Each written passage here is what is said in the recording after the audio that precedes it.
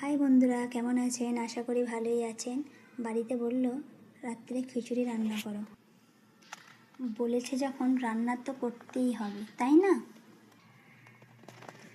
সবজিও নেই তো কিভাবে খিচুড়ি হয়? এই সমস্যাটা কিন্তু সব বাড়িতেই থাকে। খিচুড়ি মানেই সবজির দরকার প্রথমে। তো ঠিক আছে, সবজি ছাড়া চাল ছাড়াই আজকে খিচুড়ি রান্না করব ভাত দিয়ে। তো দেখুন তার জন্য আমি কী নিয়েছি। দুপুরের বেঁচে থাকা ভাত 1 বাটি, 5টা কাঁচা লঙ্কা, কিছুটা কড়ি পাতা, অল্প ধনে পাতা কুচি, একটা পেঁয়াজ কুচি, গোটা জিরে 1 চামচ, 3টে টমেটোর কুচি, একটা বড় সাইজের আলু এইভাবে কেটে নিতে হবে। আদা রসুনের পেস্ট, অল্প সয়াবিন ভিজিয়ে রেখেছি এটা 1 ঘন্টা, আর 5 মিশালি ডাল। এটা কিন্তু মুদিখানার দোকানে বললেই এরকম মিক্সড ডাল পাওয়া যায়। যদি আপনাদের বাড়িতে নাই থাকে তো কি করবেন, আপনারা মসুর ডাল, মুগের ডাল, উড়দ ডাল, মুগ কলাইয়ের ডাল যা থাকবে, যে ধরনের ডাল বাড়িতে থাকবে হাফ হাফ করে মিক্স করে নেবেন, সব নিয়ে ভিজিয়ে রেখে দেবেন 2 ঘন্টা। যদি এই মিক্সড ডাল নাও থাকে, শুধু মসুর ডাল, মুগের ডাল, তো খুব সুন্দর কিন্তু রান্নাটা হয়। আর গুঁড়ো মশলা, লবণ, হলুদ, লঙ্কা, ধনে, জিরে। এই রান্নাটা আমি কিন্তু প্রেসার কুকারে তৈরি করব। প্রথমে দেখুন এই বাটির ভাতগুলো দিয়ে দেবো। দেখুন ভাত ঢেলে দিয়েছি। এবার দিয়ে দেবো 1 বাটি ডাল। আর হ্যাঁ, 1 বাটি ভাতে কিন্তু 1 বাটি ডাল নেবেন। অনেক সময় কি হয়, বৃষ্টি হচ্ছে, খিচুড়ি খাবার ইচ্ছে হচ্ছে, বাড়িতে সবজি নেই, খিচুড়ি তো রান্না হয় না। তো এটা কিন্তু আপনারা শুধু ভাত দিয়ে নয়, চাল দিয়েও এভাবে রান্না করতে পারেন। এটাও কিন্তু খুব সুন্দর খেতে লাগবে। ডাল ঢেলে দিয়েছি, এবার আলু দিয়ে দেবো। যারা খিচুড়ির সঙ্গে মানে সবজি খেতে পছন্দ করেন না, তাদের জন্য কিন্তু এই রেসিপিটা কিন্তু খুবই ভালো।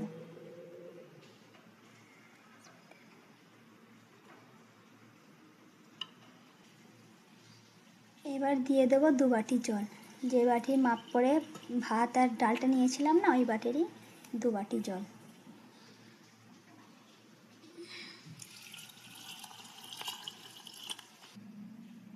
এটা এবার এক সাইডে রেখে দেবো।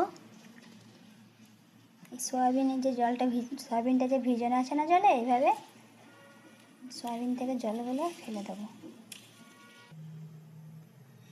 গ্যাসে কড়া বসিয়ে দিয়েছি সয়াবিনটা ভাজার জন্য। এবার দিয়ে দেবো 4 চামচ মতো সর্ষের তেল, 1 চামচ লবণ, হাফ চামচ হলুদ। সয়াবিনটা ঢেলে দেবো, ভালো করে লাল লাল করে ভেজে নেব।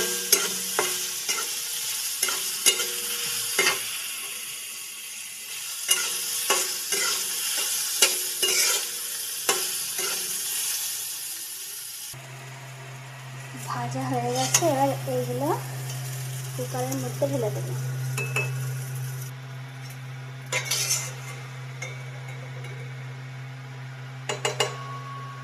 আবার এটা ঢাকনা চাপা দিয়ে 3টে সিটি দিয়ে নেব। খিচুড়ির মশলাটা তৈরি করে নেব। তেল গরম হয়ে গেছে, এখানে 3 চামচ সর্ষের তেল নিয়েছি। এবার দিয়ে দেব পেঁয়াজ,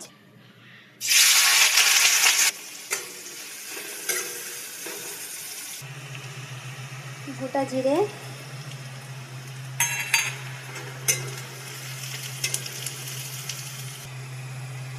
এই সময় অল্প লবণ দেবেন। লবণটা দিলে কি হয়, পেঁয়াজটা মুচমুচে হয়ে যায়। যখন আদা রসুনের পেস্টটা দেবেন, পেঁয়াজটা খুব সুন্দরভাবে গলে যাবে। পেঁয়াজটা যখন এই ধরনের হয়ে যাবে, হালকা ব্রাউন, তখন 2 চামচ আদা রসুনের পেস্ট।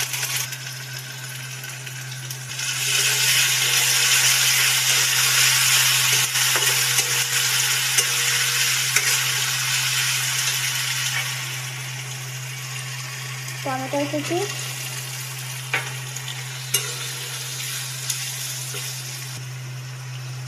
কড়ি পাতা,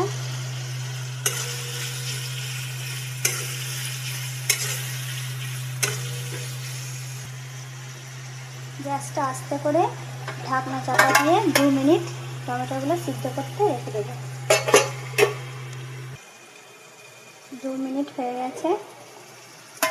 এখন টমেটোগুলো সিদ্ধ হয়ে গেছে। এবার গুঁড়ো মশলাগুলো দিয়ে দেবো।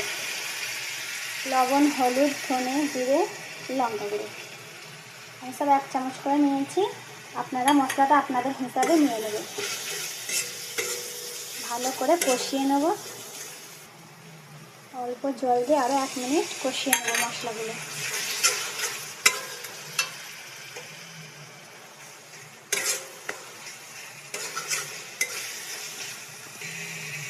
দিয়ে দেবো ধনে পাতা কুচি।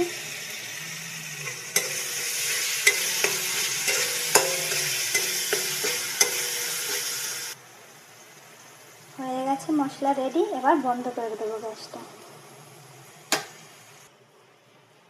3টে সিটি হয়ে গেছে। দেখুন এটা হাঁড়িতে আমি ঢেলে নিয়েছি। এবার এতে মশলাটা দিয়ে দেবো।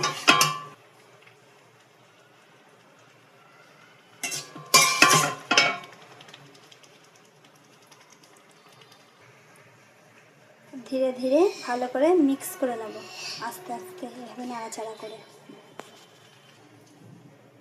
ভালো করে মিক্স করা হয়ে গেছে। এবার ভালোভাবে ফুটিয়ে নিলেই কিন্তু খিচুড়িটা হয়ে যাবে। আপনারাও এইভাবে দেখুন ফুটছে। আপনারাও এইভাবে বাড়িতে বানিয়ে অবশ্যই একবার খেয়ে দেখবেন। খেতে খুবই সুন্দর লাগে।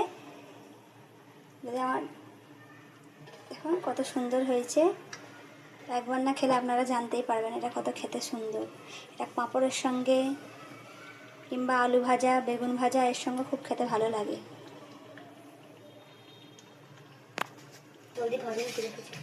হয়ে গেছে।